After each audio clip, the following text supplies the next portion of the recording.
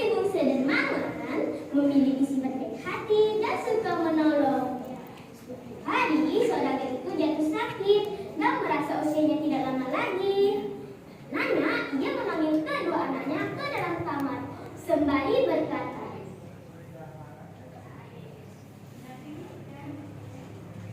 "Anakku, sepertinya penyakitku ini semakin parah. Kurasa usiaku ini tidak panjang lagi. Badanku pun sudah terlalu tua untuk bertahan.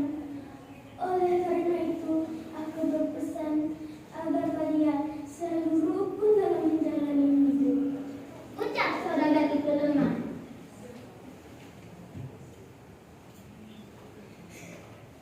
"Ayah, janganlah berkata seperti itu. Ayah pasti akan sembuh," ucap dermawan berusaha menguatkan.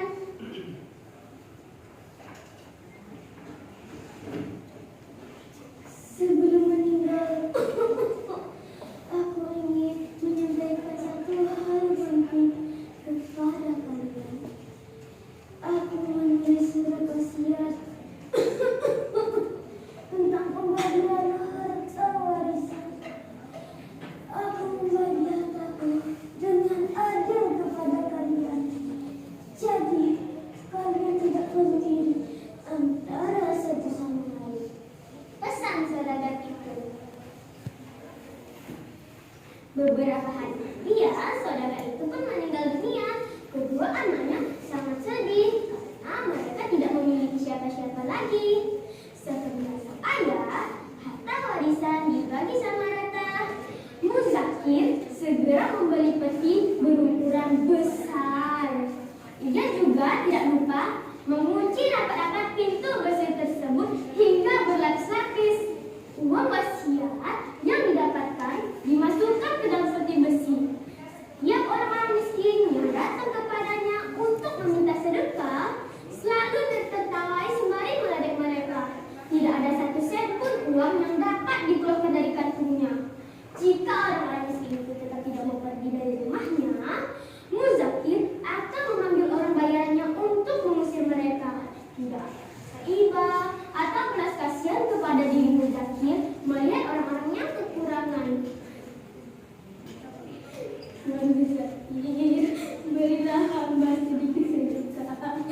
Hamba senang melapangkan. Mohon ya Muzakir, mohon." "Hei, pergi kau sana. Tidak ada satu sen pun uang yang dapat kuberikan kepadamu. Pergi." "Oh, tidak mau pergi ternyata. Pelayan, usir dia dari sini. Saya tak mau melihat orang miskin seperti dia." "Baik, Tuan. Ikut saya." Karena tadi beri sedekah, orang-orang miskin itu lalu datang berdiri ke rumah dermawan. Dermawan beri sedekah kepada orang-orang miskin.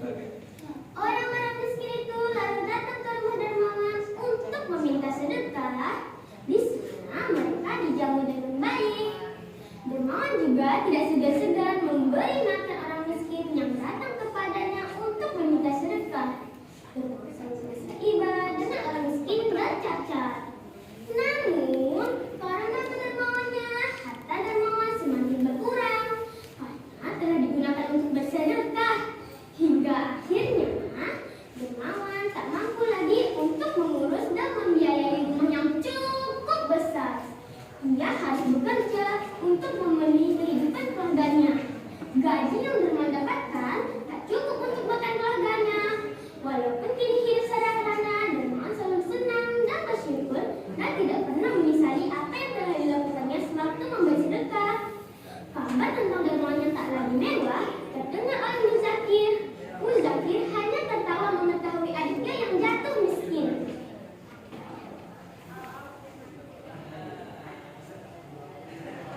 "Dasar dermawan, coba kalau dia tidak menyedekahkan hartanya untuk orang-orang miskin. Pasti dia tidak melarat seperti sekarang."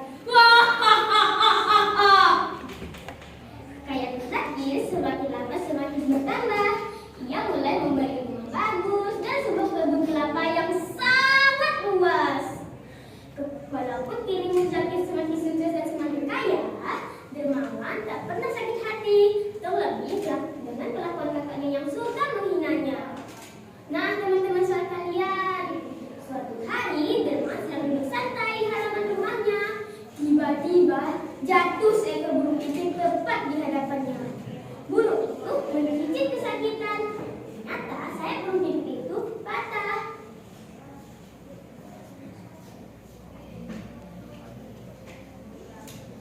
Aduh, malang benar nasibmu. Pasti kau kesakitan dan tidak bisa terbang, katanya. Kemudian Derma mengangkat burung pipit yang malang. Dia memberikan sang pipit di atas selebar daun.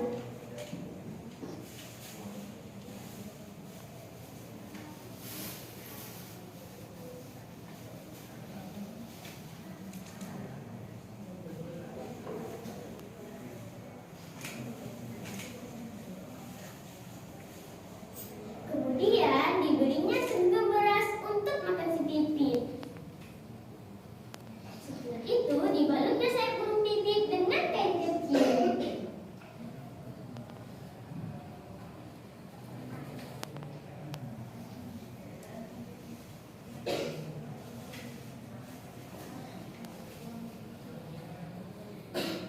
Setelah sekian lama burung itu jinak padanya.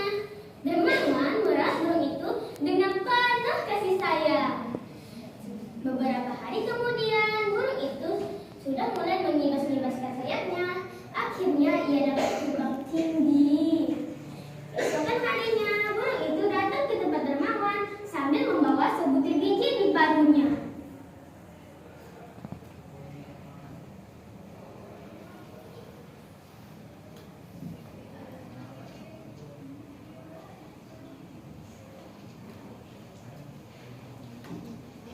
Hai burung kecil, ternyata kau masih ingat padaku ya? Tapi biji apa yang kau bawakan untukku? Tanya Dermawan. Burung itu hanya meletakkan biji di hadapan Dermawan. Melihat tingkah laku pipi yang lucu, ia tertawa gelir. Ih, lucunya! Dermawan melihat lebih teliti biji itu. Biji itu terlihat biasa saja, tak ada yang istimewa. Kemudian Dermawan pun menanam biji itu di kebun belakang rumahnya.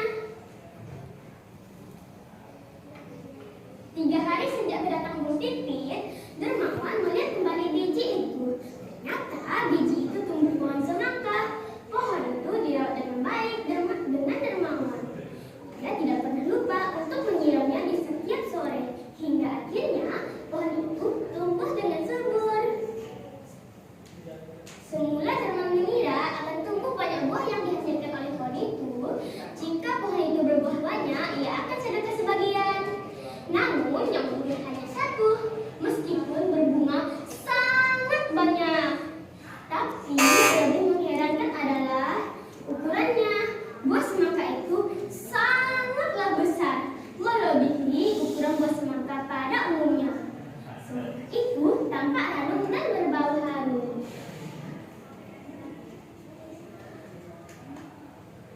Wah, semangka ini besar sekali. Baunya juga sangat harum, pasti nikmat dan lezat untuk dimakan, katanya. Kemudian Dermawan pun memetik buah semangka itu.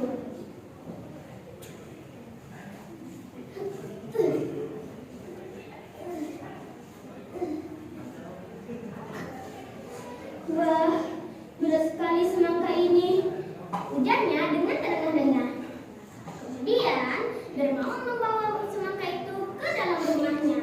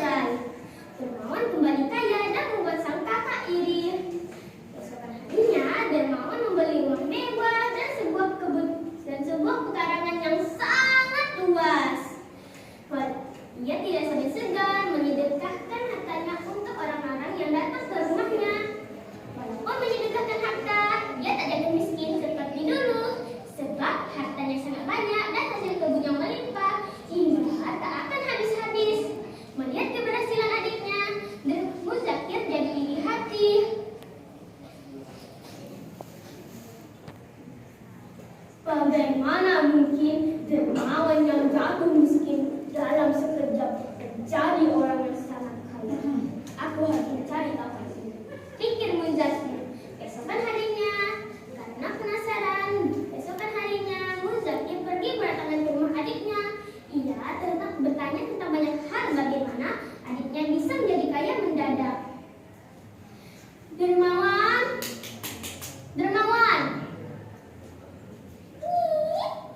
hai kakakku, mengapa kau datang sini?